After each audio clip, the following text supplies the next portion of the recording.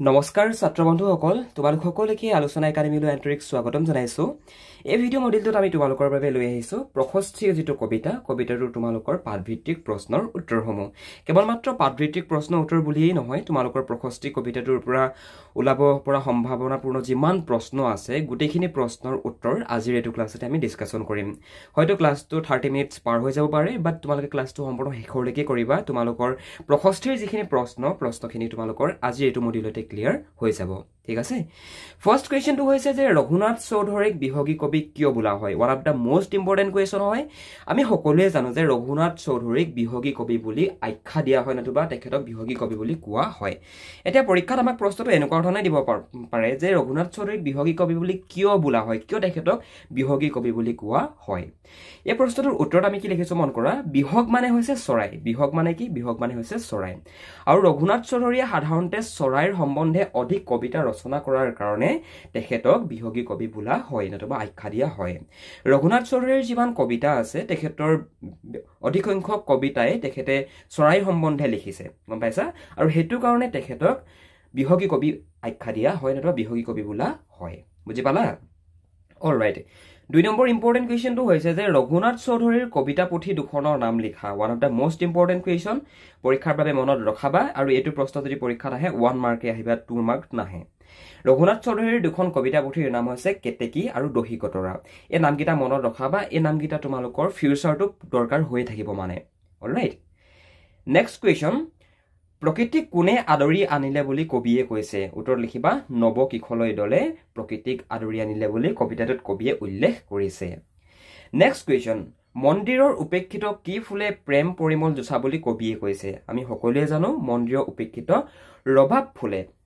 ৰবাব টেঙাৰ তোমালকে নিশ্চয় দেখিছা হে ৰবাব টেঙাৰ যি ফুল মানে ৰবাব গছৰ যি ফুল ওকে হে ফুলে প্ৰেম পৰিমল জোছা বুলি কৈছে আৰু ৰবাব টেঙাৰ নতুবা ৰবাব যি ফুল হে ফুল কোনো ধৰণৰ পূজা অৰ্চনাত ব্যৱহাৰ কৰা নহয় আৰু হেতু কাৰণে ইয়াত মন্দিৰৰ উপেক্ষিত বুলি কৈছে গম পাছনে বাৰু মন্দিৰৰ উপেক্ষিত ৰবাব ফুলে প্ৰেম পৰিমল জোছা বুলি কবিয়ে কবিতাত উল্লেখ কৰিছে নেক্সট কোৱেশ্চন টু ডিসকাশন নগৰ আগতে ভাইটি ভন্টি সকল তোমালোকৰ যিসকল ছাত্ৰ ছাত্ৰী অসমীয়া নতুবা ইংৰাজী মাধ্যমৰ পৰা আমাৰ এই ভিডিও ক্লাছটো চাই আছা আৰু যদি তোমালোকে এমআইএল সাবজেক্টটো অলপ দুৰ্বল অনুভৱ কৰা আৰু তোমালোকে যদি ঘৰতে বহি অসমীয়া বিষয়টো সম্পূৰ্ণৰূপে যদি পঢ়িব বিচৰা যত তোমালোকক প্ৰত্যেকটো পাঠ ভাল ধৰণে অসমীয়াত বুজাই দিয়া যাব লগতে তোমালোকৰ পাঠৰ ভিতৰ ভিএছএ টাইপ কোৱেশ্চনছ লগতে পাঠ্যপুথিৰ অন্তৰ্গত যিবোৰ প্ৰশ্ন গোটেইখিনি প্ৰশ্ন তোমালোকক অসমীয়াত বুজোৱা যায় গতিকে তোমালোকৰ যিসকল ছাত্ৰ ছাত্ৰীৰ অসমীয়া বিষয়টো এমআইএল সাবজেক্টটো অলপ দুৰ্বল অনুভৱ কৰা তোমালোকে যদি অসমীয়া বিষয়টো সম্পূৰ্ণৰূপে পঢ়িব বিচৰা আমাৰ ফালৰ পৰা স্ক্ৰিনত যেটো হোৱাটসএপ নম্বৰ দিয়া গৈছে এই হোৱাটসএপ নম্বৰটো তোমালোকে আমালৈ ফোন নতুবা মেছেজ কৰি তোমালোকে অসমীয়াৰ যেটো কোৰ্সটো তোমালোকে নিজৰ মোবাইলত হোৱাটসএপতে ল'ব পাৰিবা আৰু ইয়াৰ লগতে তোমালোকে আমাৰ কোৰ্সটোত এবছৰৰ বাবে ফ্ৰী পাৰ্সোনাল গাইডেন্স পাবা যত তোমালোকক স্কুলৰ হোমৱৰ্ক কৰোৱাৰ লৈকে আমাৰ ফলৰ পৰা আমাৰ টিচাৰ সকলে তোমালোকক হেল্প কৰিব গতিকে যিসকল ছাত্ৰ ছাত্ৰী অসমীয়া বিষয়টো দুৰ্বল হৈ আছে আৰু যদি আমাৰ ফলৰ পৰা পঢ়িবলৈ বিচৰা অনুগ্ৰহ কৰি আমাক যোগাযোগ কৰা আমি তোমালোকক সম্পূৰ্ণৰূপে সহায় আগবঢ়াম মহামহিমৰ গান কিহে গায় বুলি কবিয়ে কৈছে ইয়াৰ উত্তৰত লিখিবা যে মহামহিমৰ গান কিশোক বেনুৱে গায় বুলি কবিয়ে উল্লেখ কৰিছে নেক্সট কোৱেশ্চন জল স্থল আৰু কোট দেৱতাৰ মহা অভিযান চলিছে উত্তৰ লিখিবা জল স্থল আৰু অন্তৰিক্ষত দেৱতাৰ মহা অভিযান চলিছে নেক্সট ইম্পৰ্টেন্ট কোৱেশ্চনটো হৈছে প্ৰশস্তি শব্দৰ অৰ্থ কি আমি যে কবিতাটোৰ নাম যে আমি পাইছো প্ৰশস্তি এতিয়া প্ৰশস্তি শব্দটোৰ অৰ্থ কি প্ৰশস্তি মানে হৈছে আৰাধনা কৰা নতুবা গুণানুকীৰ্তন কৰা তোমালোকে ইয়াত জাস্ট এনেকে যে দেখিছা যে আৰাধনা বুলি যে দেখিছা কিন্তু তোমালোকে পৰীক্ষাত যদি আহে যে প্ৰশস্তি শব্দৰ অৰ্থ কি তোমালোকে লিখিবা প্ৰশস্তি শব্দৰ অৰ্থ হৈছে আৰাধনা নতুবা গুণানুকীৰ্তন কৰা এনেকুৱা ধৰণে লিখিবা 1 মাৰ্ক পাই যাবা মহামহিমৰ গান কিহে গায় বুলি কবিয়ে কৈছে উত্তৰ লিখিবা মহামহিমৰ গান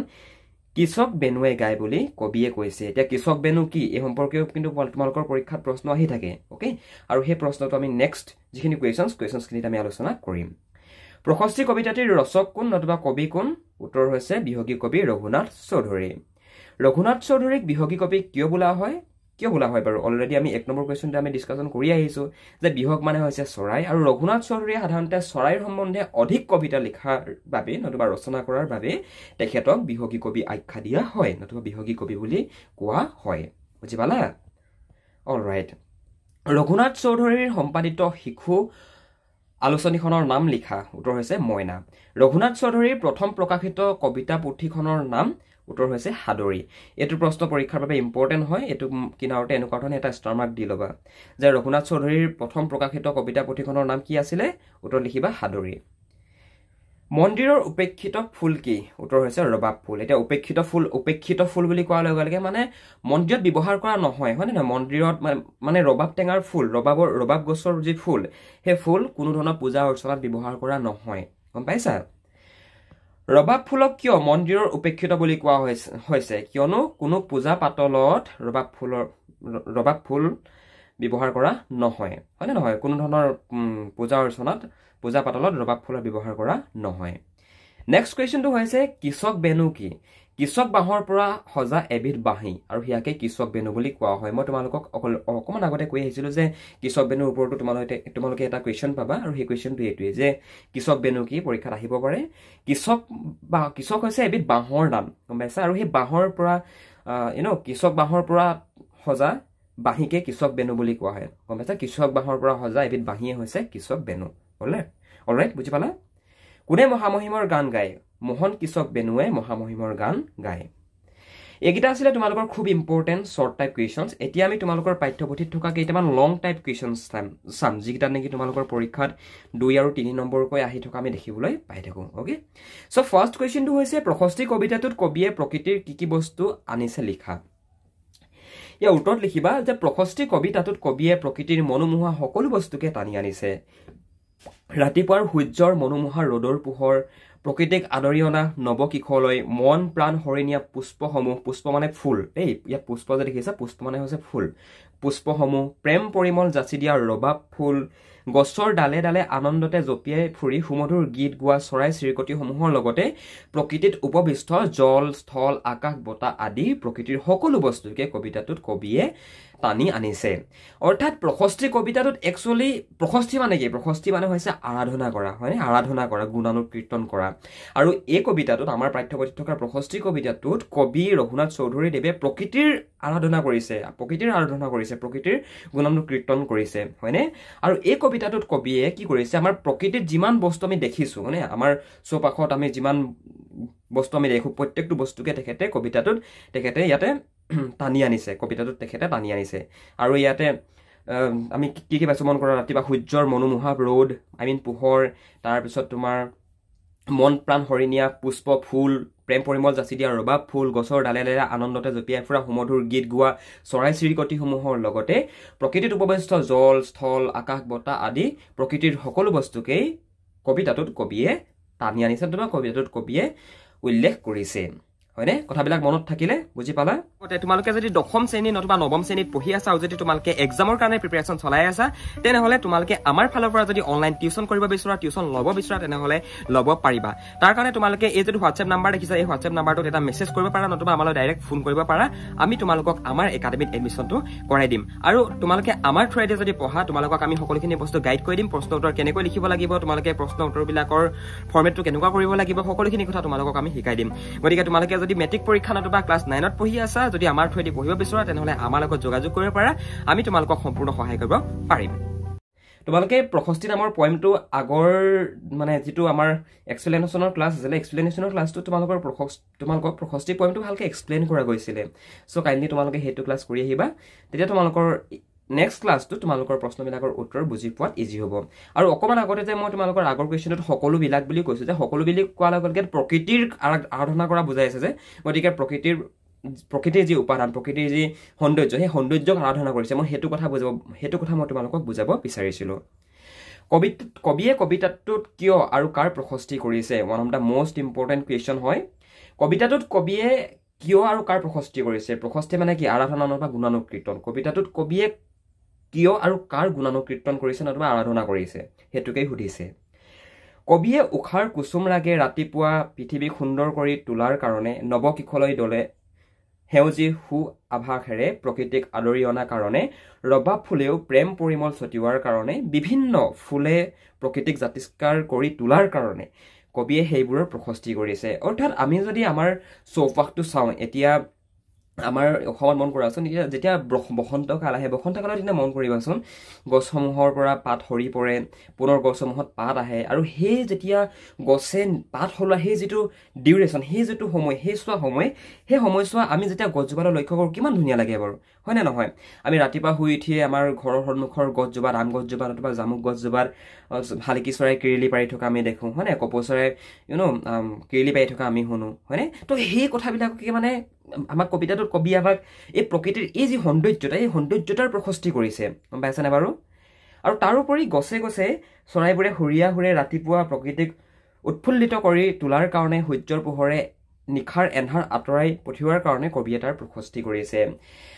ৰাতিপুৱা সময়ত তোমালোকে মন কৰিবাচোন আমাৰ ঘৰৰ চোতালত নতুবা ঘৰৰ আগফালে থকা ডাঙৰ গছজোপাত চৰাই চিৰিকটিয়ে বহি সুমধুৰ গীত জুৰে মানে চৰাই চিৰিকটিয়ে বহি মানে কিৰিলিয়াই হয়নে নহয় তাৰ পৰা ৰাতিপুৱা সূৰ্যটো যেতিয়া উদয় হয় সূৰ্য উদয় তোমালোকে যদি সোনকালে উঠা তোমালোকে আৰ্লি মৰ্ণিং যদি উঠা 4টামান বজাত যদি উঠা তেতিয়া দেখিবা যে কি যেতিয়া সূৰ্যটো উদয় হয় সেই উদয় হোৱাৰ সময়ত এটা বৰ নষ্টালজিয়া এটা পৰিৱেশৰ সৃষ্টি হয় গম পাইছানে তো সেইখিনি কথাকে কবিতাটোত মানে কবিয়ে আমাক বুজাব বিচাৰিছে কবিয়ে প্ৰকৃতিৰ সেই সৌন্দৰ্যতা যে মই যিটো সৌন্দৰ্যতাৰ কথা কৈ আছোঁ সেই সৌন্দৰ্যতাৰ কথা ইয়াতে উপস্থাপন কৰিছে বুজিলা কাৰণ প্ৰকৃতিৰ এনেকুৱা কাৰ্যসমূহে সৃষ্টি কৰা সুন্দৰ সময়ছোৱাত অমৃতপুত্ৰ ভক্তবান মানুহক নিদ্ৰা ত্যাগ কৰি মহামহিমৰ অৰ্থাৎ পৰম ঈশ্বৰৰ গুণ গান গাবলৈ প্ৰেৰণা যোগায় কবিয়ে ভক্তবৃন্দক তন্দ্ৰা ত্যাগ কৰি সুন্দৰ ৰূপ ধ্যান কৰিবলৈ কৈছে আৰু সেই যি প্ৰাতকাল নতুবা সেই যি আৰ্লি মৰ্ণিং বুলি ক'লে বেছি ভালকৈ বুজিব পাৰা তোমালোকে সেই মধুৰ যি ৰাতিপুৱা সেই ৰাতিপুৱা যি সময়ত নেকি বেলি লাহেকৈ উদয় হয় চৰাই চিৰিকটিয়ে সুমধুৰ গীত জুৰে মানে চৰাই চিৰিকটিয়ে কিৰিলিয়াই সেই মুহূৰ্তটোত কবিয়ে মানুহক নিদ্ৰা ত্যাগ কৰি শুৱা পাতি এৰি ভগৱানৰ গুণানুকীৰ্তন কৰিবলৈ আহ্বান যোগাইছে মানে গুণানুকীৰ্তন কৰিবলৈ আহ্বান কৰিছে মানে মানুহক গম পালেনে আমাক আহ্বান কৰিছে যে ৰাতিপুৱা সেই সময়ত তোমালোকে নিজৰ নিদ্ৰা ত্যাগ কৰি নিজৰ তন্দ্ৰা ত্যাগ কৰি নিজৰ নিদ্ৰা ত্যাগ কৰি মহামহিম অৰ্থাৎ আমাৰ পৰম ঈশ্বৰৰ গুণ গান গাবলৈ আমাক প্ৰেৰণা যোগায় হয়নে নহয় আৰু কবিয়ে ভক্তবৃন্দক তন্দ্ৰা ত্যাগ কৰি তন্দ্ৰা মানে হৈছে তোমাৰ ভাগৰ অ'কে তন্দ্ৰা মানে ভাগৰ মানে তন্দ্ৰা শব্দটোৰ একচুৱেলি কিতাপত থকা মিনিংটো অলপ বেলেগ হয় কিতাপত যিটো তোমালোকৰ এই যিটো ৱৰ্ড আছে তন্দ্ৰা কিতাপত তন্দ্ৰালখ বুলি আছে আৰু তন্দ্ৰালখ মানে হৈছে তোমাৰ শান্ত ক্লান্ত বেছিকৈ ভাগৰ লাগি টোপনিত কলমতিয়াই থকা অৱস্থা আৰু তাকেই তন্দ্ৰালখ বুলি কোৱা হয় গম পাইছেনে বাৰু মানে নিজে ভাগৰ ত্যাগ কৰি শুৱা পাতিৰ পৰা এৰি নিজৰ নিদ্ৰা ত্যাগ কৰি ৰাতিপুৱা সেই প্ৰাতকালত ভগৱানৰ গুণানুকীৰ্তন কৰিবলৈ কবিয়ে কবিতাটোত আমাক আহ্বান জনাইছে বুজিলা কবিতাটোত প্ৰকৃতিৰ সুধাৰ মাজত কিদৰে সুন্দৰৰ আৰাধনা লুকাই আছে বিৱৰি লিখা এই প্ৰশ্নটো তোমালোকৰ খুবেই তোমালোকৰ SSLC এক্সামত আমি আহি থকা দেখিবলৈ পাওঁ গতিকে এইটো কুৱেশ্যনৰ কিনাৰত এনেকুৱা ধৰণৰ এটা ষ্টাৰ মাৰ্ক দি ল'বা আৰু এইটো প্ৰশ্ন তোমালোকৰ মেক্সিমাম আহিলে 3 মাৰ্কছ আহিব বেছিকৈ নাহে কবিতাটোত কবিয়ে প্ৰকৃতিৰ সুন্মোহনী সুধাৰ মাজত সুন্দৰৰ সাধনা অৰ্থাৎ নেদেখাৰজনৰ অস্তিত্ব দেখিবলৈ পাইছে আৰু সেই কাৰণেই কবিয়ে ভক্তবৃন্দক তন্দ্ৰা ত্যাগ কৰি সেই সুন্দৰ ৰূপ ধ্যান কৰিবলৈ বাৰে বাৰে আহ্বান জনাইছে প্ৰকৃতিৰ ৰূপ আৰাধনাৰ আঁৰত কবিতাটোত ঈশ্বৰ ভক্তিৰ স্বৰূপ সোমাই আছে এক আধ্যাত্মিক সুৰে কবিতাটোক গভীৰ অনুভূতিৰ বাহক তুলিছে সৃষ্টিকৰ্তাৰ সন্ধানে কবিতাটোক ৰহস্যবাদী ধাৰাৰ ওচৰ চপাই নিছে আমাৰ যি প্ৰকৃতি আমাৰ পৃথিৱীখন এনে তোমালোকে মন কৰাচোন আমাৰ যি নেচাৰ আমি যদি আমাৰ নেচাৰটোক চাওঁ তেনেহ'লে খুবেই আচৰিত লাগে হয়নে নহয় এতিয়া যিমানে আচৰিত লাগে সিমানে সুন্দৰো হয় হয়নে নহয় পাহাৰ পৰ্বতবিলাক কিমান সুন্দৰ বাৰু হয়নে এতিয়া এই যি সুন্দৰ পৃথিৱীখন নতুবা এই যি সুন্দৰ প্ৰকৃতি এই প্ৰকৃতিৰ সৃষ্টিকৰ্তা কোন আমাৰ কোন হয় বাৰু এই পৃথিৱীৰ সৃষ্টিকৰ্তা কোন এই প্ৰকৃতিৰ সৃষ্টিকৰ্তা কোন ভগৱান ঈশ্বৰ হয়নে নহয় তো সেইটো কাৰণে কৈছে যে কি কবিয়ে প্ৰকৃতিৰ এই যি সুন্মোহনী সুধাৰ প্ৰকৃতিৰ এই যি সৌন্দৰ্যতা এই সৌন্দৰ্যতাৰ মাজত সুন্দৰৰ সাধনা অৰ্থাৎ নেদেখাজনৰ ভগৱানৰ অস্তিত্ব তেখেতে দেখিবলৈ পাইছে আৰু সেইটো কাৰণেই কবিয়ে ভক্তবৃন্দক নিজৰ নিদ্ৰা ত্যাগ কৰি নিজৰ ভাগৰ ত্যাগ কৰি প্ৰাতকালত সেই সুন্দৰ ৰূপ ধ্যান কৰিবলৈ মানে ভগৱানৰ গুণানুকীৰ্তন কৰিবলৈ বাৰে বাৰে আমাক আহ্বান জনাইছে আৰু এই যিটো প্ৰশস্তি নামৰ কবিতাটোৰ মাজত আমি ঈশ্বৰ ভক্তিৰ স্বৰূপো আমি সোমাই থকা আমি দেখিবলৈ পাইছো হয়নে ইয়াত কবিতাটোত কবিয়ে কেৱল মাত্ৰ প্ৰকৃতিৰেই যে আৰাধনা কৰিছে সেইটো নহয় মানে ইয়াত আমি ঈশ্বৰ ভক্তিও আমি দেখিবলৈ পাইছো হয়নে তো সেইটো কথাকে ইয়াতে বুজাইছে আই থিংক বুজি পালা নেক্সট ইম্পৰ্টেণ্ট কুৱেশ্যনটো হ'ল তোমালোকৰ প্ৰশস্তি কবিতাটোৰ মূল ভাৱ লিখা তোমালোকৰ এটা কথা মনত থবা তোমালোকৰ প্ৰথম যিটো তোমালোকৰ খণ্ড আছে মানে তোমালোকৰ পদ্যাংশত যদি চাবলৈ যোৱা বৰগীত জিকিৰ মই অসমীয়া প্ৰশস্তি আৰু দৃষ্টান্তৰ এই কবিতাকেইটাৰ ভিতৰৰ যিকোনো এটাৰ পৰীক্ষাত 5 নম্বৰীয়া তোমালোকৰ মূল ভাৱ লিখিবলৈ আহিবই গতিকে তোমালোকে গোটেইকেইটা লেছনৰে যিটো মূল ভাৱ মানে কি আই মিন যিটো সাৰাংশ সেই সাৰাংশটো তোমালোকে মনত ৰখাবা ঠিক আছে 5 মাৰ্কছ তোমালোকৰ নহলে ইনে গুচি যাব প্ৰশস্তি কবিতাটোত কবিয়ে প্ৰকৃতিৰ ৰূপ সৌন্দৰ্যৰ মাজেৰে সুন্দৰৰ আৰাধনা কৰিছে প্ৰশস্তি কবিতাটোত কবিয়ে প্ৰকৃতিৰ ৰূপ সৌন্দৰ্যৰ মাজেৰে সুন্দৰৰ আৰাধনা কৰিছে মানে প্ৰশস্তি কবিতাটোত কবিয়ে প্ৰশস্তিক আৰাধনাৰ কৰাৰ লগতে নেদেখাজনৰ আৰাধনাও কৰিছে নেদেখাজনৰ গুণানুকীৰ্তনো কৰিছে প্ৰশস্তিৰ অৰ্থ হৈছে আৰাধনা বা গুণানুকীৰ্তন কৰা প্ৰশস্তি মানে কি প্ৰশস্তি মানে হৈছে আৰাধনা বা গুণানুকীৰ্তন কৰা আৰু কবিতাটোত কবিয়ে কৈছে যে ৰাতিপুৱা সূৰ্যৰ পোহৰেৰে পোহৰাই তোলা পৃথিৱীত গছ বনে প্ৰকৃতিক ন ৰূপত সজাই তুলিছে চৌদিশে ফুলি থকা বিবিধ ৰঙৰ ফুলবোৰৰ মন প্ৰাণ আনন্দৰে ভৰি পৰিছে চৰাই চিৰিকটিবোৰেও গছৰ ডালে পাতে পৰি আনন্দত নানান সুৰত গীত গাই যেন দেৱতাৰহে সন্ধান কৰিছে অমৃতৰ সন্তান মানুহক কালৰাত্ৰিৰ শেষত মুক্তিৰ বাট বিচাৰি যাবলৈ আহ্বান জনাইছে অৰ্থাৎ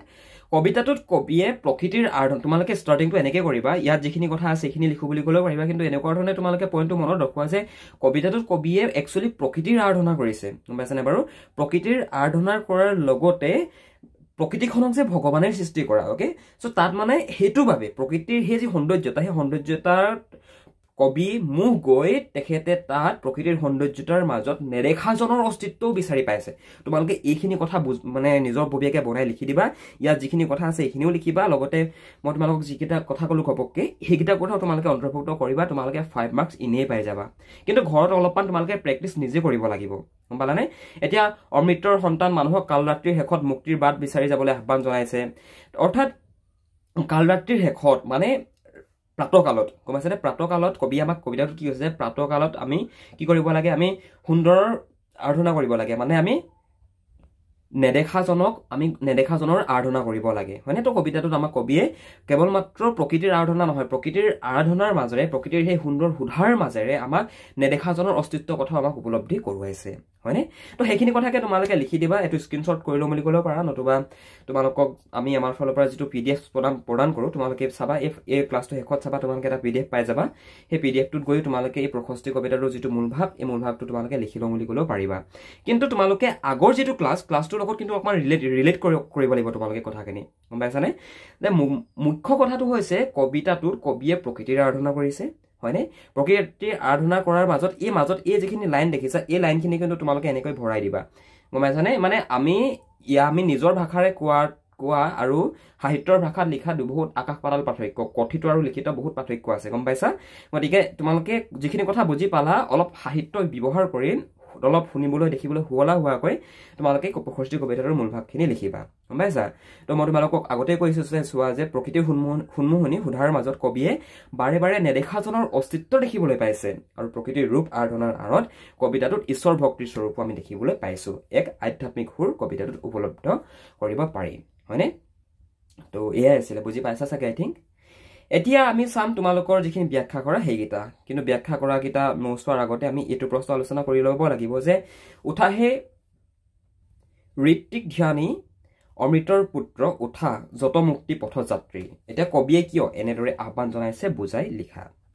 এই প্ৰশ্নৰ উত্তৰত লিখিবা আৰু এইটো প্ৰশ্ন তোমালোকৰ 2 নম্বৰ নতুবা 3 নম্বৰে আহিব তো ইয়াত 3 মাৰ্কছ আহিব ইয়াত কভাৰ নাহে ৰাতিপুৱা বেলিৰ পোহৰে সমগ্ৰ পৃথিৱীখনকেই সুন্দৰভাৱে পোহৰাই সজাই তোলে প্ৰকৃতিৰ বুকুত ফুলি উঠা নানা ৰঙৰ ফুল গছ-গছনিৰ ডালে ডালে জপিয়াই বিবিধ ৰকমৰ চৰাই চিৰিকটিয়ে মাত মাতি সৃষ্টি কৰা সুন্দৰ তথা মনোমোহা পৰিৱেশত ঈশ্বৰৰ মহিমা তথা অস্তিত্ব লুকাই থাকে আৰু এই অস্তিত্ব উপলব্ধি কৰিবলৈ ভগৱানৰ ধ্যানত অমৃতৰ সন্তান মানুহক তন্দ্ৰা ত্যাগ কৰিবলৈ আহ্বান জনাইছে আৰু ভক্তসকল মুক্তিপথৰ যাত্ৰী আৰু এই মুক্তিপথৰ যাত্ৰী অৰ্থাৎ ভক্তসকলে তন্দ্ৰা ত্যাগ কৰি সুন্দৰৰ আৰাধনা কৰিবলৈ কবিয়ে আহ্বান জনাইছে তাৰ মানে কি বুজিলা ৰাতিপুৱা যেতিয়া সূৰ্যোদয় হয় তাৰমানে ৰাতিপুৱা যেতিয়া সূৰ্য উদয় হয় সেই সূৰ্যৰ পোহৰে নতুবা বেলিৰ পোহৰে সমগ্ৰ পৃথিৱীখনকেই সুন্দৰভাৱে পোহৰাই তোলে হয়নে আৰু তাৰ পৰৱৰ্তী পৰ্যায়ত কি বুলি কৈছে যে প্ৰকৃতিৰ বুকুত ফুলি থকা নানা ৰঙৰ ফুল গছ-গছনিৰ ডালে জপিয়াই বিবিধ ৰকমৰ চৰাই-চিৰিকটিয়ে মাত মাতি সৃষ্টি কৰা যি সুন্দৰ পৰিৱেশ যি সুন্দৰ মনোমোহা পৰিৱেশ সেই মনোমোহা পৰিৱেশত ঈশ্বৰৰ মহিমা তথা অস্তিত্ব লুকাই থাকে কবিতাটোত কবি আমাক এইটো কথাকে প্ৰত্যেকবাৰতে এইটো কথাকে আমাক উপলব্ধি কৰাইছে হয়নে আৰু এই অস্তিত্ব উপলব্ধি কৰিবলৈ ভগৱানৰ ধ্যানত অমৃতৰ সন্তান মানুহক কি বুলি কৈছে কবিয়ে যে তণ্ডা ত্যাগ কৰিবলৈ আহ্বান জনাইছে মানে শুৱাপাতিৰ পৰা উঠিব কৈছে নিদ্ৰা ত্যাগ কৰিবলৈ কৈছে ভাগৰ এৰিবলৈ কৈছে ওকে ভাগৰ এৰি উঠিবলৈ আহ্বান জনাইছে আৰু ভাগৰ এৰি উঠি আমাক সুন্দৰৰ আৰাধনা কৰিবলৈ কবি আহ্বান জনাইছে ভাগৰ এৰি নতুবা তণ্ডা ত্যাগ কৰি নিদ্ৰা ত্যাগ কৰি উঠি আমাক প্ৰাতকালত কি বুলি কৈছে সুন্দৰৰ আৰাধনা এতিয়া সুন্দৰৰ আৰাধনা বুলি যে পালা সুন্দৰৰ আৰাধনা মানে কি ভগৱানৰ গুণানুকীৰ্তন কৰিব কৈছে মানে হেতুকেই বুজাইছে ইয়াত কোনো ধৰণৰ ৰকেট সায়েন্স নাই বুজিলা সো আই থিংক ভাইটি বন্ধুসকল তোমালোকে এইটো প্ৰশ্নৰ উত্তৰ বুজি পালা এতিয়া আমি চাম তোমালোকৰ ব্যাখ্যা কৰা কেইটা খুবই ইজি হয় ভয় নাখাবা অলৰাইট এক নম্বৰটো মন কৰা এক নম্বৰ যেটো ব্যাখ্যা কৰা এই ব্যাখ্যা কৰাৰ উত্তৰ তোমালোকে লিখিবা যে উদ্ধৃত কবিতা ফাকি আমাৰ পাঠ্যপুথিৰ অন্তৰ্গত বিহগী কবি ৰঘুনাথ চৌধুৰীদেৱৰ দ্বাৰা ৰচিত প্ৰশস্তি নামৰ কবিতাটোৰ পৰা তুলি অনা হৈছে এগেইন পুনৰ কৈছো তোমালোকক সদায় তোমালোকক মই প্ৰত্যেকটো মডিউলতে এইটো কথাই কওঁ যে যেতিয়া তোমালোকৰ ব্যাখ্যা কৰা আহিব তোমালোকে পেৰাগ্ৰাফবিলাক এইটো ফৰমেট মানে তোমালোকে আনসাৰটো লিখিবলৈ ফলো কৰিবা অৰ্থাৎ চোৱা এই ব্যাখ্যা কৰাটো তোমালোকক কিমান দিব ম্যাক্সিমাম 3 या 4 মাৰ্কস দিব কিমান বুলি কলো 3 নতুবা 4 মাৰ্কস দিব ইমানেই দিব ইমান দখলৈকে তোমালোকে লিখিলা নহয় 1 সেকেন্ড ৰবা ইমান দখলৈকে লিখিলা 1 মাৰ্ক ইমান দখলৈকে লিখিলা 2 মাৰ্ক যদি 3 নম্বৰ আহে ইমান দখলৈকে লিখিলা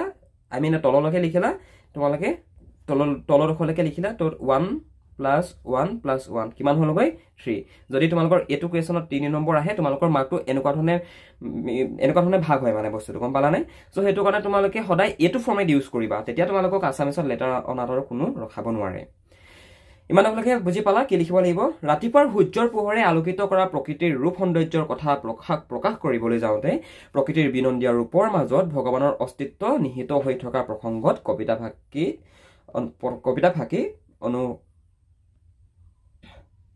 অনুৰণিত কৰা হৈছে কবিতা ফাকিৰ অনুৰণিত কৰা হৈছে কি বুলি কৈছে ৰাতিপুৱা সূৰ্যৰ পোহৰে আলোকিত কৰা প্ৰকৃতিৰ ৰূপ সৌন্দৰ্যৰ কথা প্ৰকাশ কৰিবলৈ যাওঁতে আৰু প্ৰকৃতিৰ বিনন্দীয়া ৰূপৰ মাজত যে ভগৱানৰ অস্তিত্ব নিহিত হৈ থাকে সেই কথাটো উপস্থাপন কৰিবলৈ আমাক এই যিখাৰী কবিতা এই কবিতা ফাকি ইয়াতে উল্লেখ কৰিছে বুজিলানে বাৰু ইয়াৰ দ্বাৰা মানে এতিয়া ব্যাখ্যা কৰাৰ যেটো 2 নম্বৰ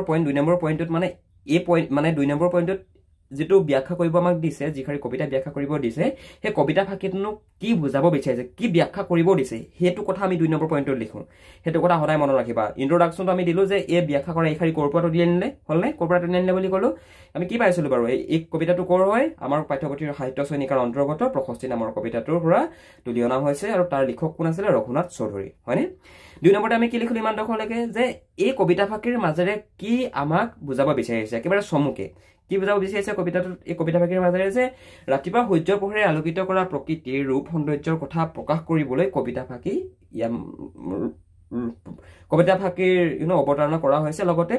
সেই প্ৰকৃতিৰ যি বিনন্দীয়া ৰূপৰ মাজত যে ভগৱানৰ নতুবা নেদেখাজনৰ অস্তিত্ব যে নিহিত হৈ আছে সেই প্ৰসংগতে এই কবিতা ফাকি উল্লেখ কৰিছে হয়নে তো হেতু কথা আমি 2 নম্বৰ পইণ্টত লিখিলো 3 নম্বৰতে আমি কি লিখিম মন কৰা যে গছ লতিকা তৰুতিন্ন চৰাই চিৰিকটি নদী নিজৰা ফল ফুলেৰে ভৰা এই ধুনীয়া ধৰণীখন ভগৱানে সৃষ্টি কৰিছে আমাৰ এই পৃথিৱীখন এই ত্ৰিজগত কোনে সৃষ্টি কৰিছে ভগৱানে সৃষ্টি কৰিছে গাহিলি পুৱাতে গছৰ ডালে ডালে জপিয়াই ফুৰি চৰাই চিৰিকটিবোৰে সুমধুৰ গীত জুৰে বন বিহগীৰ কলকাকলিয়ে সকলোৰে হৃদয়ত আনন্দৰ জোৱাৰ তোলে আৰু এই গীতৰ ছন্দে যেন জল স্থল আকাশ সকলোতে দেৱতাৰহে সন্ধান কৰিছে প্ৰকৃতিৰ এনে ৰূপ সৌন্দৰ্যৰ মাজত কবিয়ে দেৱতা অৰ্থাৎ ঈশ্বৰৰ অস্তিত্ব অনুভৱ কৰা কথা প্ৰকাশ পাইছে তাৰ মানে আমাৰ এই যি সুন্দৰ পৃথিৱী আমাৰ এই যি আমাৰ ধুনীয়া পৃথিৱী এই পৃথিৱীখন কোনে সৃষ্টি কৰা ভগৱানে সৃষ্টি কৰা এতিয়া প্ৰাতকালত নতুবা ৰাতিপুৱা সময়ত যেনেকুৱা এটা সিনাৰিঅ সৃষ্টি হয় তোমালোকে ৰাতিপুৱা যদি সোনকালে শুই উঠি চোৱা তেতিয়া তোমালোকে নিজেই মনোমুগ্ধ হৈ যাবা এনেকুৱা এটা তোমাৰ নষ্টালজিয়া পৰিৱেশৰ সৃষ্টি হয় ৰাতিপুৱা কালত পুৱাৰ ভাগত যেতিয়া সূৰ্যটো লাহেকৈ উদয় হয় যেতিয়া চৰাই চিৰিকটিবিলাকে যেতিয়া কিৰলি পাৰিব ধৰে তেতিয়া